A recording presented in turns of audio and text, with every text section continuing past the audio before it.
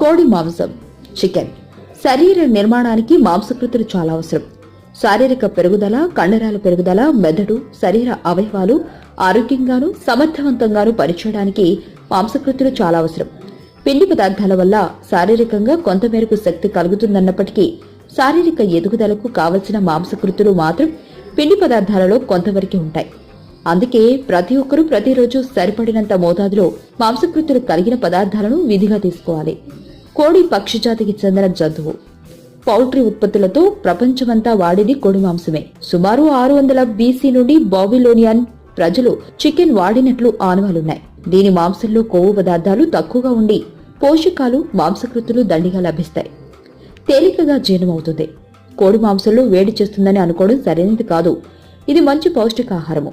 వృక్ష సంబంధమైన మాంసకృతులు, జంతు సంబంధమైన మాంసకృతులకు ఏమీ తీసిపోదు.